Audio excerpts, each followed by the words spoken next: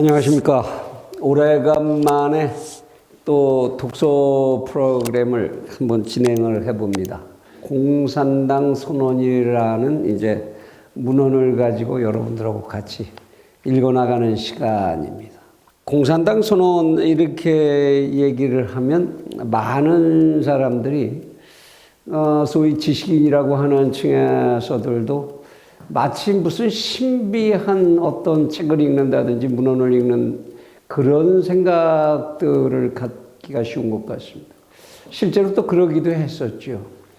우리나라가 이제 독립운동 할 당시 일제치하에서 그때부터도 이 소위 지식인 계층이라는 사람들은 이 문헌을 접해봤느냐 아니냐, 이것이 지식인을 마치 구분하는 것 같은 그런 기준이 됐던 그런 시기도 있었습니다. 광복이 되고 난 뒤에도 그런 풍조는 상당히 오랫동안 풍미했죠.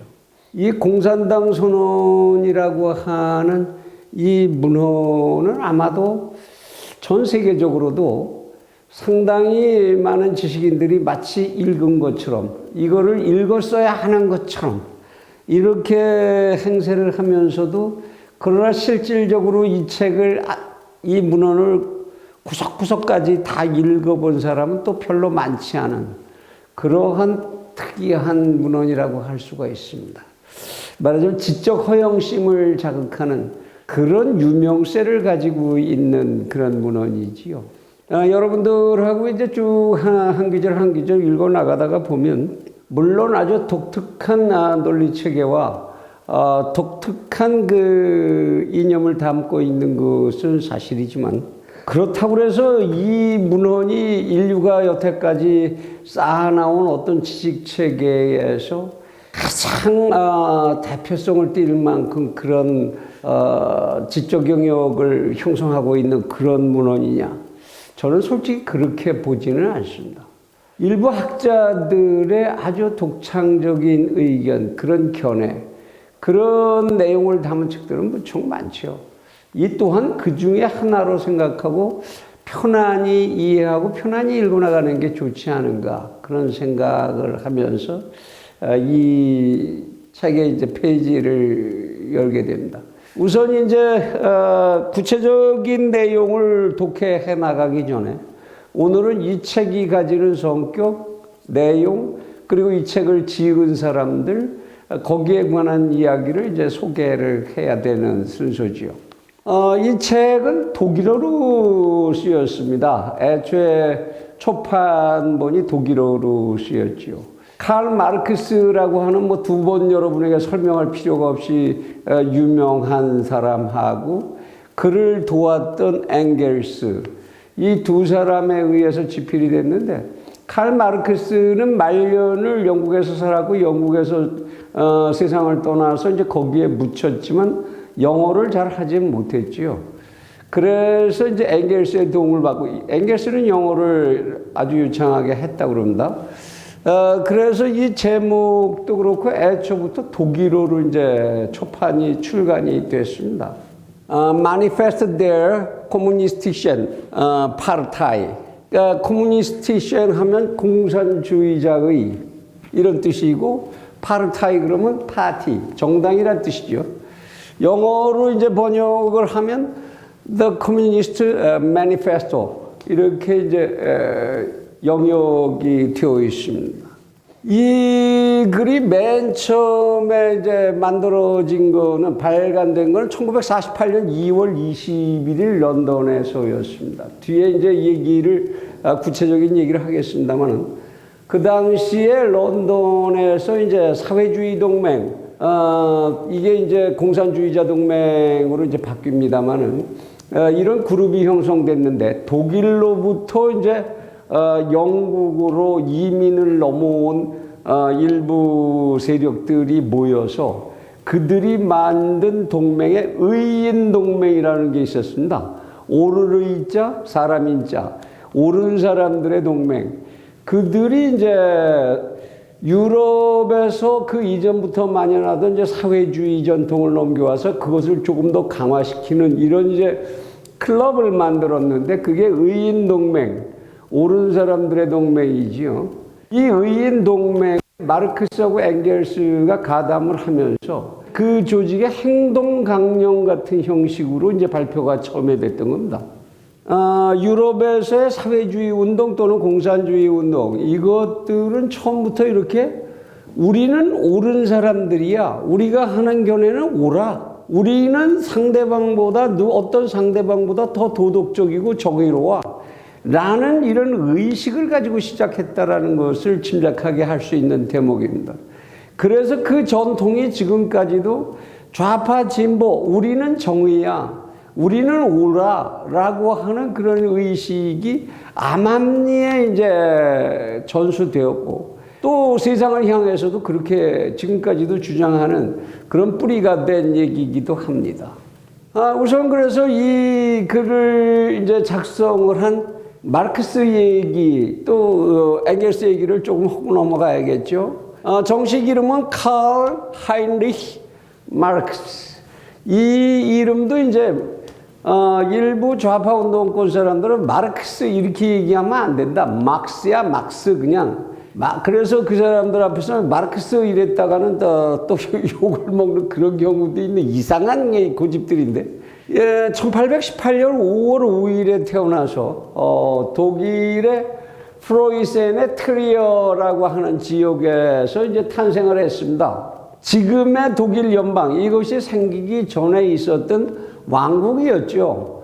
계몽군주가 이끌던 이제 왕국이었는데, 그러니까 독일이라고 지금은 그냥 부르죠. 그 시대입니다. 그 시대에 1818년 5월 5일에 태어나서 트리오에서 태어나서 1883년 3월 14일에 죽는데, 이 사람은 런던에서 죽습니다. 지금 이 사람의 묘소는 런던에 있지요. 원래 이제 트리오 지방에 정착해서 살던 유태계, 아버지도 유태계고 어머니도 유태계입니다. 그러니까 그야말로 양가게가 전부 유태계니까 본인도 당연히 유태인이지요. 그렇게 살면서 아버지가 그 당시에 시세에 그냥 부응을 하면서 개신교로 이제 개종을 하는 그래서 랍비하다가 목사로다 바꾸는 이제 이런 아버지 밑에서 이제 성장을 하게 됩니다. 그리고 이 양반은 처음에는 이제 아버지는 법학을 가르치려고 했어요. 그래서 이제 본대학에다가 법학과에다 집어넣는데 공부하기를 별로 즐거워하진 않았던 것 같습니다. 머리는 굉장히 총명했지만,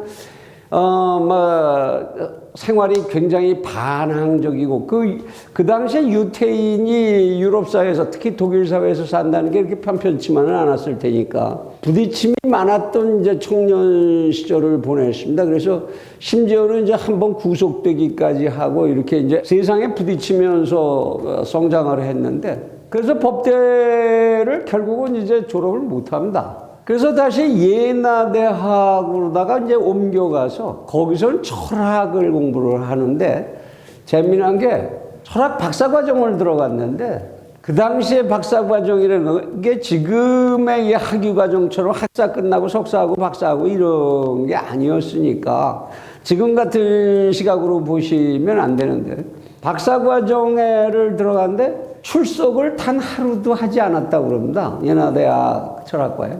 그러고 박사 학위를 받았어요.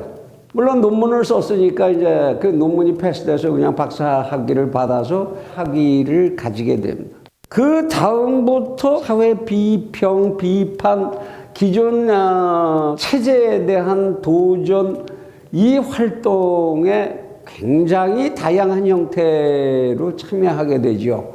말하자면 이제 언론사의 편집장으로 활동하기도 하고, 굉장히 많은 기고를 하고, 또는 무슨 이제 어떤 클럽에서 동맹을 만들고 이끌고 이런 작업들을 많이 합니다. 그런데 그가 활동한 내역이 대개가 그 당시에 이제 영국에서 18세기 산업혁명이 성공을 하고 나서 독일과 프랑스로 이제 산업혁명의 물결이 퍼져나갈 때, 그리고 이제 계몽주의적 사상이 전 유럽에 막 퍼질 그런 사상적 경제적 배경이 만들어진 속에서 칼 막스는 청년기에 활동을 하게 된 거죠. 그래 굉장히 산업혁명 현장에서 만들어진 부조리 이것에 대한 날카로운 시각을 갖게 되고 그것을 비판하는 이러한 쪽에 주로 종사하게 됩니다.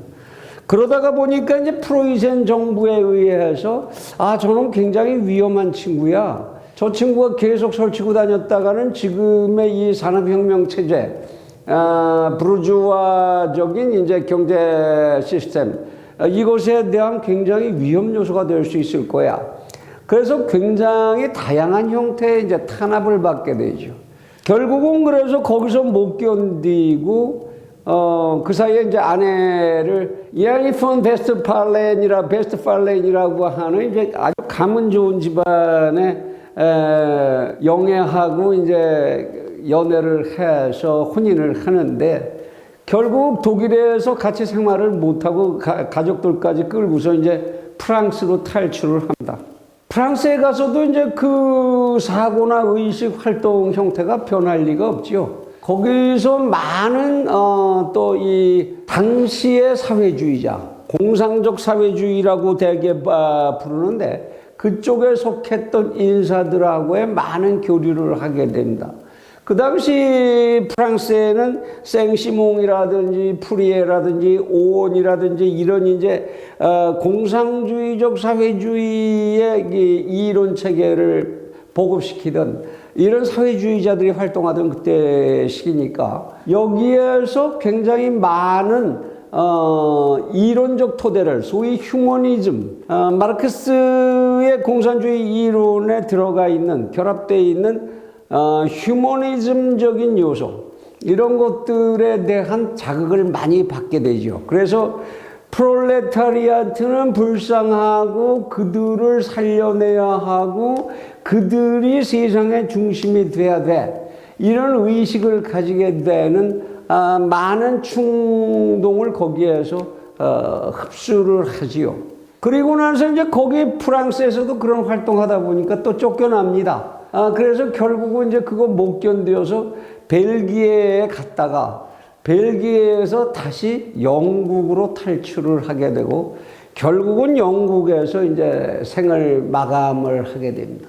마치 이 사람의 인생은 고행을 하기 위해서 태어난 사람 같이 그렇게 이제 많이 세상에 알려져 있고 엄청난 시련을 겪은 사람, 탄압을 받은 사람, 그럼에도 불구하고 세상과 끊임없이 충돌하고 부딪힌 사상가 이렇게 알려져 있어서 굉장히 어렵게만 사한 걸로들 이제 생각을 하고 있지만 그의 말년은 특히나 이제 런던에서의 그의 말년은 끼니 걱정을 해야 될 정도로 이제 그렇게 어려웠다. 그래서 그렇게도 사랑했던 아내 그리고 그렇게도 사랑했던 딸 7의 자식을 낳았는데 그 약값도 제대로 못 되고 뭐 이래가지고 넷이 병으로 죽거나 굶어 죽고 자식 셋만 이제 결국 겨우 살아남았다 딸들이 뭐 이렇게 얘기가 전해서 굉장히 어렵게 살았던 것 같이 이제 묘사되고 있습니다만은 지금도 런던에 가면 런던의 이 브리티시 뮤지엄 거기에 서고가 있는데 서가 이제 거기에 책상이 몇 개가 있지요.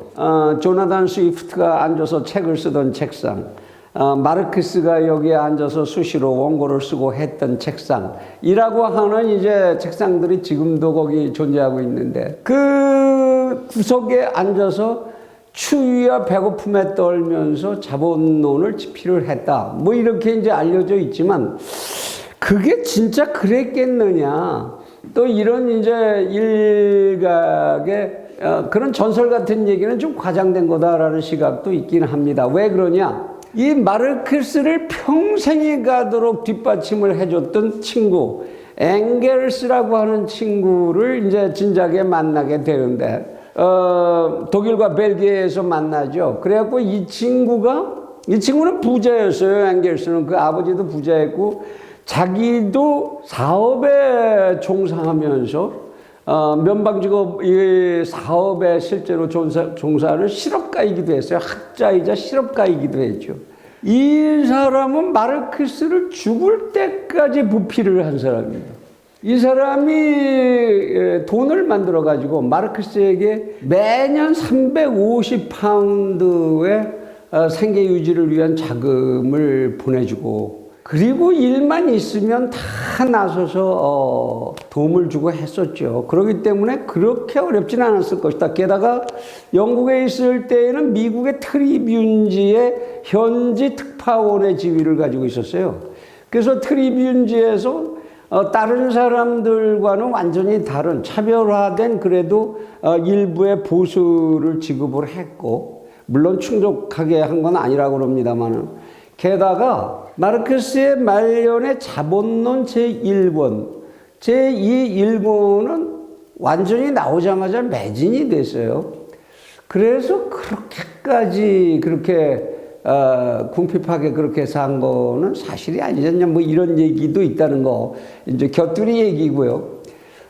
이렇게 하여튼 고독하고 어렵게 살면서 오로지 이 자본이라는 것, 세상을 움직이는 자본이라는 게 어떻게 형성되고 그것이 어떻게 노동자들을 착취하고 또 그것이 어떻게 점점 커지며 결국은 어떻게 소멸할 것인가, 이 논리 체계를 세우는데 일평생을 바친 사람이죠. 그 다음에 프리드리히 엥겔스라고 하는 사람, 마르크스보다 2살 어립니다. 1820년 11월에 이제 탄생을 해서, 이 사람도 독일에서 탄생을 했죠. 그래서 1895년 8월 5일에, 그러니까 마르크스 죽고 나서 12년을 더 살다가 이 사람 역시 이제 런던에서 생을 마감을 한 사람입니다. 이 사람은 아주 부잣집, 기업가의 집안의 아들로 태어나서 아주 풍족한 인생을 살았는데 이중적 생활을 하는 거죠.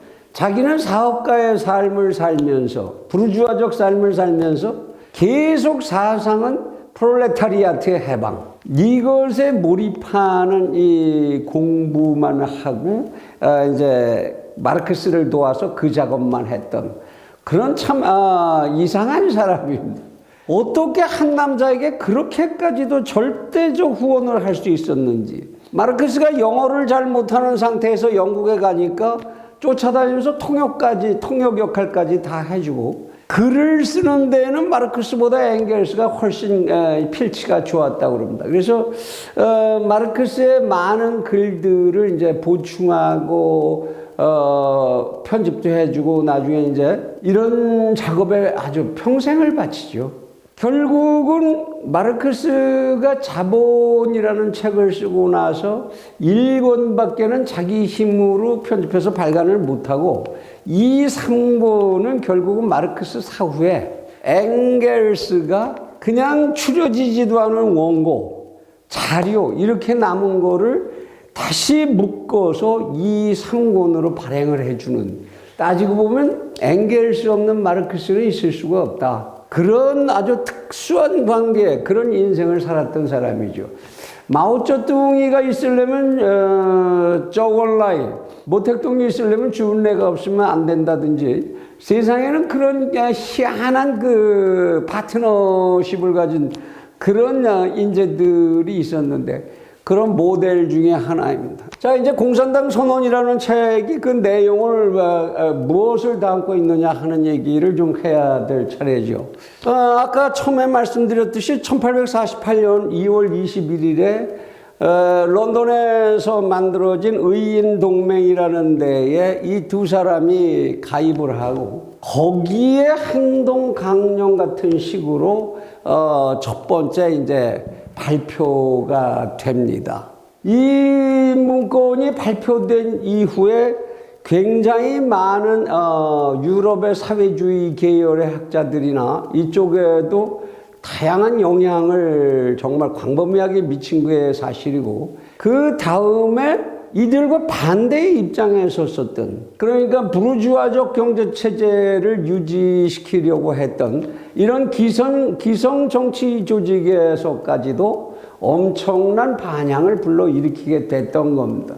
이 글은, 공산당 선언이건 2013년 6월에 세계 기록유산으로, 유네스코에 의해서 세계 기록유산으로 등재되어 있기도 합니다. 이 문헌의 첫 번째를 보면 이게 이제 서문과 1부, 2부, 3부, 4부로 이제 나누어져 있는데 분량은 결코 많지가 않습니다. A4 사이즈로 한 50쪽 정도 분량밖에 안 되는데, 이게 이제 4개의 부분으로 나뉘어져 있고 서문이 유명합니다. 이 서문에 나오는 이 말이 굉장히 유명하지요. Ein Gespenst in Europa. Das Gespenst des Kommunismus. 하나의 유령이 유럽을 배회하고 있다, 이런 얘기입니다. 그 유령이 곧 공산주의자다, 공산주의다, 이런 뜻입니다. 이거를 이제 직역들에서 번역해 놓은 게, 공산주의라고 하는 유령이 유럽을 배회하고 있다, 이렇게 이제 번역들을 합니다. 무슨 얘기냐? 웬 유령이? 그 당시의 배경으로 봐서 공산주의라는 것은 하나의 제도가 되어 있는 게 아니에요. 제도로 만들어져 있는 게 아니었습니다. 어떤 논리 체계가 확립되어 있는 것도 아니었죠. 그런데 이러한 공산주의자 또는 공산주의를 좋아한다는 이런 지식인 패거리들이 광범위하게 유럽에 퍼져 있었고, 이들이 내놓는 이야기들이 유럽 전체를 마구 떠돌아다니면서 기성의 부르주아 경제 체제나 또는 그것을 지지하는 정치 체제, 그 집단들에게 위협으로 느껴지게 됐던 거죠. 그 상황을 표현한 겁니다. 공산주의라고 하는 유령이 전 유럽을 떠돌아다니면서 우리 무섭지? 이러고 있다, 그런 얘기입니다. 유럽이 이 공산주의라는 것 때문에 상당히 두려움을 느끼고 있다라는 배경을 이제 첫 번째 딱 깔면서, 이것이 유령이 아니고 실체를 가진 하나의 이데올로기고 하나의 체제를 만들 수 있는 사상이다라는 사실, 그것을 1부, 2부, 3부, 4부에서 하나씩 정리해서, 말하자면 이쪽의 흐름에 참여하고 있는 지식인들에게 행동 강령으로서, 이정표로서, 주춧돌로서 작용할 수 있게 하고자 하는 그런 의도를 담고 만들어진 것이죠. 그래서 공산당 선언이라고 합니다. 여기 보면 이제 커뮤니스티션 파르타이, 이래서 공산당이라는 표현을 이제 썼는데, 그것의 선언이다, 이렇게 마니페스트해서 썼는데, 애초에 의인 동맹에서 최초로 이 문헌을 발표할 때에는 이 제목으로 썼지만, 나중에 이제 엥겔스가 주석을 달고 이렇게 다시 편찬해서 찍어내면서는 파르타이라는 말을 뺍니다. 그래서 공산주의 선언, 공산주의 선언 또는 공산주의자 선언, 이런 형태로 이제 바꾸게 되는데, 왜 그랬냐? 그때까지 공산당이라고 할 만한, 파르타이라고 붙일 만한 이런 명백한 중심체가 형성되어 있지 않았기 때문에 그랬던 거지요. 그러니까 왜 어디가 보니까 이 꽁지가 없던데, 이런 경우를 보실 수 있을 것 같아서 미리 말씀을 드립니다. 4개의 이제 파트로 되어 있는데, 첫 번째 파트에서는 무슨 얘기를 하느냐? 인류의 경제 활동이라는 게 어떻게 시작됐고 어떻게 변화해 왔는가? 원시 공동체로부터 노예 공동체, 농업 공동체죠. 그리고 봉건제, 이 과정을 거치면서 이것이 어떻게 해서 지금과 같은 산업경제 체제로 변화해 왔는가? 그 논리를 이제 역사적으로 추적을 해 가면서 그 속에서 부르주아와 프롤레타리아트, 부르주아 하면 그 당시에 이제 기업가, 돈 좀 가지고 있는 기업가. 그 당시의 기업가라는 건 우리가 상상하는 그런 기업가가 아니고 상당히 큰 규모의, 그 당시 경제에 비해서는 이제 상당히 큰 규모의 세력을 가진, 지배 집단적인 세력을 가진 그런 기업가들이었죠. 그리고 그 밑에서 이제 가진 거라고는 자기의 빨가벗은 몸뚱이 하나밖에 없는, 노동력 하나밖에 없는 사람들, 이들을 이제 프롤레타리아트라고 하는데, 이들이 어떻게 해서 인류 역사 속에 탄생하게 되는가, 이 두 개의 계급이 탄생하는 과정을 이제 설명을 합니다. 첫 번째 파트에서. 그리고 이제 제2부로 넘어가면 이 프롤레타리아트와 공산주의자는 어떤 관계를 갖는가. 프롤레타리아트라고 하는 사람들, 이 사람들은 사실 지적으로 훈련된 사람들도 아니고 빨가벗은 몸뚱이밖에 가진 게 없는 사람들인데, 그들이 사회의 중심체로서 세력을 갖고 힘을 가지려면, 그러면 누군가의 도움을 받아야 되겠죠. 그러면 그것을 지적으로 완성시켜주고 세력화시켜주는 그런 세력들이 필요해질 겁니다. 그런 사람들을 공산주의자라고 하죠. 프롤레타리아트에 대해서 인도주의적인 연민을 가지고 있고, 그리고 부르주아의 착취의 부당성 같은 것도 논리적으로 대응할 수 있고, 이런 준비가 돼 있는 그런 사람들과의 프롤레타리아트의 만남. 3부에 들어가면 유럽의 당시에 이제 사회주의자, 앞에서도 말씀드렸습니다만은 이제 이 인류사적으로 사회주의적인 사고라는 것은 이 진작부터 플라톤부터 있었던 사상이니까, 말하자면 인간의 삶이라는 것은 사회라는 것을 떠나서는 상상할 수 없다. 인간은 사회의 구성원 중에 하나야. 그럼으로써 인간으로서의 가치를 가지는 거야. 인간이 개인이라는 것에 대해서 눈뜨기 이전에 이런 사회적 관념이 사실은 먼저 유럽에서는 눈 떴다고 할 수도 있겠죠. 플라톤의 국가라는 것, 그 국가라는 내용을 보면 모두를 공유하는, 심지어는 아내와 남편까지도 공유하는 이런 사회를 상상했었던 거니까 말이죠. 지금까지도 인간들은 나 자신을 사회의 구성원의 한 사람, 한 요소로 보는 경향이 있는 사람이 있고, 나라고 하는 신성불가침의 우주사적으로 단 1회뿐인 생명체, 이것은 아주 신성불가침한 거고, 이것들이 모여서 사회가 만들어지는 것이다 라고 하는 시각을 가지는 이런 집단들, 이 두 개의 사고가 지금도 병존하고 있는 건 사실입니다. 그래서 이런 사회주의적인 사고가 일찍부터 만연했었고, 마르크스 이전에도 이 사회주의자들은 유럽에 굉장히 많았죠.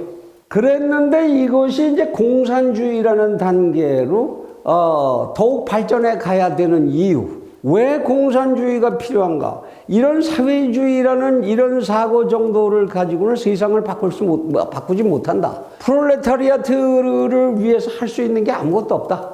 왜 그런 생각을 해야 되는가? 그리고 그것을 생각하기 위해서 얼마나 철저하게 논리를 정비해야 하는가? 이것에 대한 이야기가 쭉 펼쳐집니다.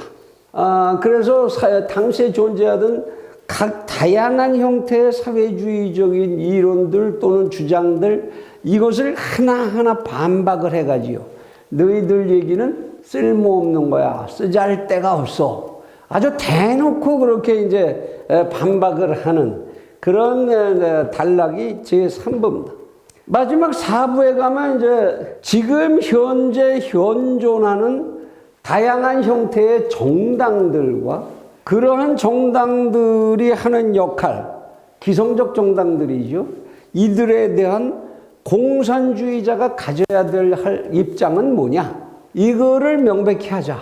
그래서 이제 4장에 가서 공산주의자들의 행동광령에 쐐기를 박는데, 이 마지막 대목이 대단히 이제 유명한 대목인데요. 마지막을 이렇게 마감을 합니다. 독일어로 길게 되어 있는데 독일어로 다 읽긴 그렇고요.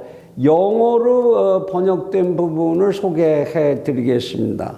Let the ruling classes tremble at the communistic revolution, the proletarians have nothing to lose but their trains.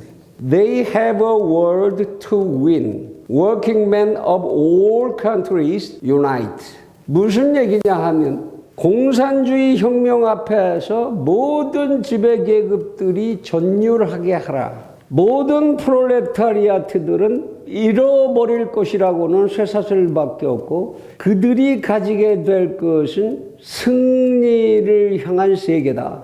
세계의 모든 노동자들이여 단결하라. 이게 이제 공산당 선언의 맨 마지막 대목입니다. 여기에 이제 They have a world to win. 이것을 번역하는 게 이제 세상을 다 가지게 될 거다. 이렇게들 그냥 쉽게 번역해 있는데 여기서 정확히 한다면 They have a world to win.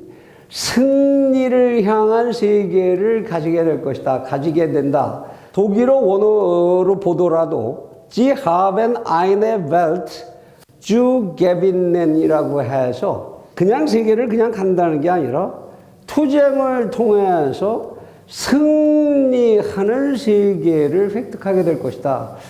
뉘앙스가 번역하는 데 있어서 뉘앙스가 있습니다만은 이렇게 끝나는 것이 공산당 선언입니다.